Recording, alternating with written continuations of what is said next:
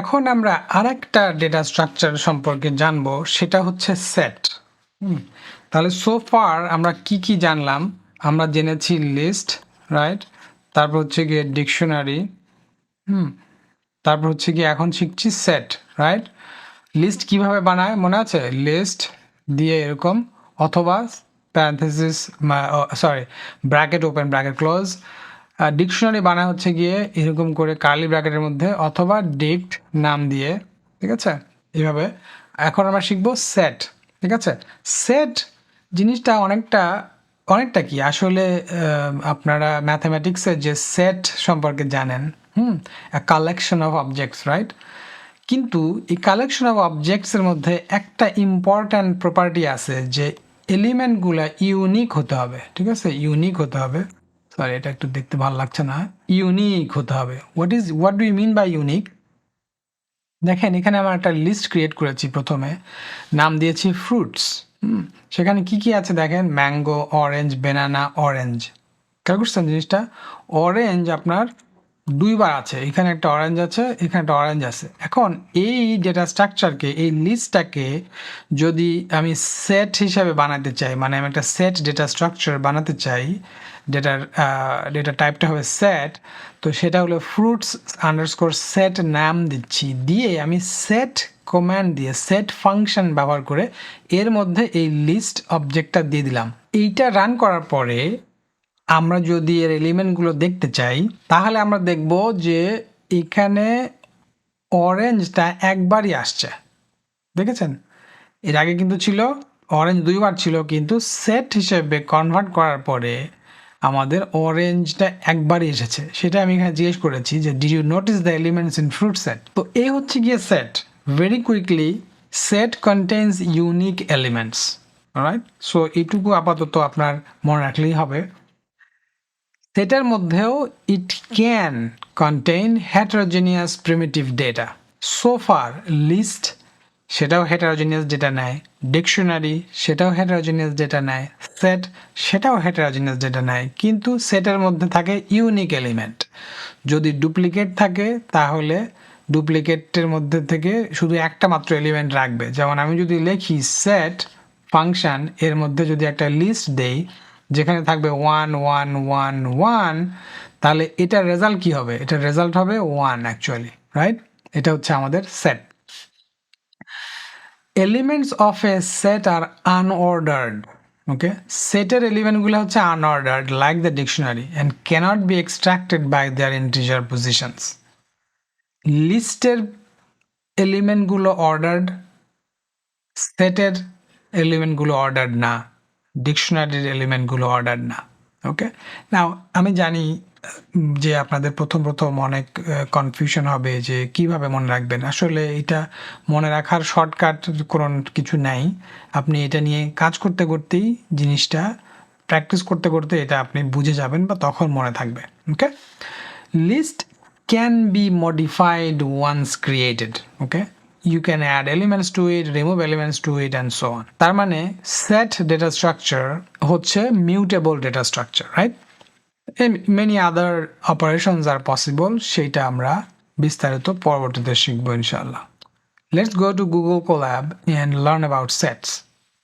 Particularly এখানে একটা জিনিস আমরা করব, আমরা যে বাজার ফর্দ ক্রিয়েট করেছিলাম,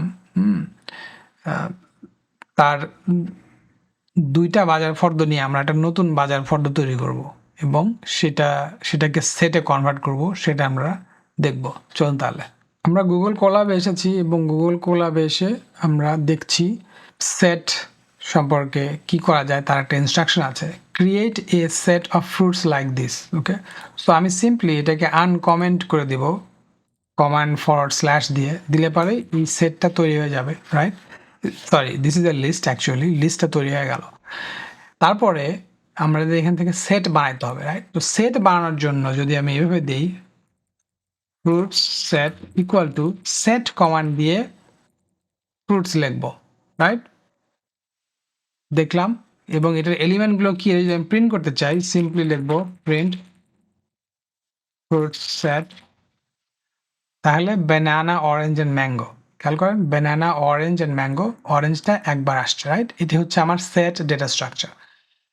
নাও আপনি অবশ্যই টাইপ কমান্ড দিয়ে দেখতে পারেন এটা আসলেই সেট ডেটা স্ট্রাকচার কিনা, সেটা আপনি দেখতে পারবেন। ওকে, ট্রাই দ্যাট। এখন আমি দেখাবো যে এইখানে সেটের মধ্যেও আসলে ডিফারেন্ট প্রিমিটিভ ডেটা স্ট্রাকচার থাকতে পারে।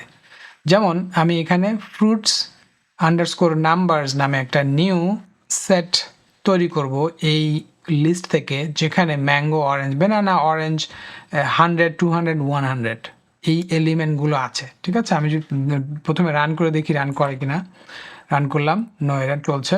এখন আমরা এই ফ্রুটস সেট নাম্বার 2 এভাবে লিখতে পারি, ফ্রুটস নাম্বারস সেট দিয়ে সেট ফ্রুটস নাম্বারস, এবং এটা তৈরি হয়ে গেল। আমি এটা প্রিন্ট করি, ফ্রুটস লিখে আপনি যদি একটু ওয়েট করেন দেখবেন যে এলিমেন্টগুলো আসবে। ফ্রুট নাম্বার সেট সিলেক্ট করে আপনি এন্টার দিয়ে শিফট এন্টার দিলে আপনার এই সেট ক্রিয়েট হয়েছে সেইটা প্রিন্ট করবে। খেয়াল করেন সেটের এলিমেন্টগুলো কি, এটার সাথে আমাদের অরিজিনাল যে লিস্ট আছে তার কোনো মিল আছে কিনা, মানে কি হয়েছে এই জিনিসটা খেয়াল করেন। এটাই হচ্ছে সেটের কাজ। ওকে, আপাতত এইটুকু জানলেই হবে যে ইউনিক এলিমেন্টগুলোই শুধু সেটের মধ্যে সে রাখবে। ওকে, আমাদের রিয়েল লাইফে অনেক সময় ইউনিক এলিমেন্ট এরকম খুঁজে বের করতে হয়। ধরুন যে মনে করেন আমরা জানতে চাইছি যে এখানে মনে করেন বিভিন্ন শহরের ডেটা আছে, এখন কয়টা ইউনিক শহর আছে সেটা আমরা জানতে চাইতে পারি। তো সেই ভ্যারিয়েবলটার সেট ফাংশন অ্যাপ্লাই করলেই কয়টা ইউনিক শহর আছে সেটার সেট আমরা পেয়ে যাব। এটা হচ্ছে একটা অ্যাপ্লিকেশন। অলরাইট, বোঝা গেল? ওকে, এরপরে যে প্রবলেমটা এখানে আছে সেইটা এই মুহূর্তে আমরা করতে চাচ্ছি না, সেটা আমরা পরে করব। ওকে, সেটা এখন করছি না।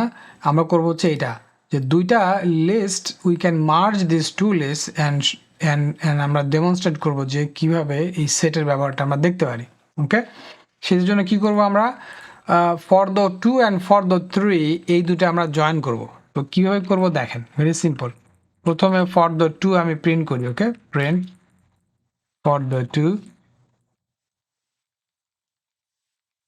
ফর দ্য 3, এগুলো আমার ওয়ার্ক স্পেসে আছে বিকজ আমি একটু আগে রান করেছি, সেজন্য কিন্তু এই লেখার ফলে এসেছে। আর যদি আপনি সরাসরি এখান থেকে শুরু করতে চান তাহলে কিন্তু আপনাকে এটা রান করে আসতে হবে। ওকে, বুঝতে পারছেন তো না?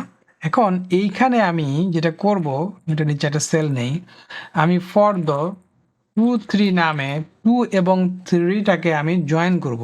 লিস্ট জয়েন করার একটা অপারেশন যেটা আমরা পরবর্তীতে আবার শিখবো, ইজ ভেরি সিম্পল, শুধু অ্যাড করলেই হয়। দেখেন, for the 1 plus for the 2, এইটা দিয়ে আমরা এখন এটা আমরা প্রিন্ট করব ফর দ্য 2 3, পুরো সেলটা আমি এক্সিকিউট করব। খেয়াল করেন এই যে ফর দ্য 1 এবং ফর দ্য 2 দুইটা লিস্ট আমি জাস্ট প্লাস করে এই দুইটার এলিমেন্টগুলা একটা লিস্টের মধ্যে নিয়ে আসছি। কেন নিয়ে আসলাম? যেহেতু আমরা সেটের ব্যবহার দেখাবো এই জন্য আমি এই দুইটা লিস্টকে জয়েন করেছি, কারণ এখানে ডুপ্লিকেট এলিমেন্ট আছে। ফর দ্য 2-র মধ্যে মিল্ক আছে, এটার মধ্যেও মিল্ক আছে, রাইট? তারপরে আর কি আছে, এগস আছে, এই দুটো হচ্ছে কমন, তাই তো? এখন now create a set out of these two list, তাই তো?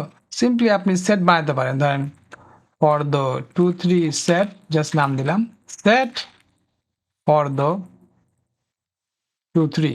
ওকে, তারপর আমি যদি প্রিন্ট করি, যদি আমি রান করি, দেখবেন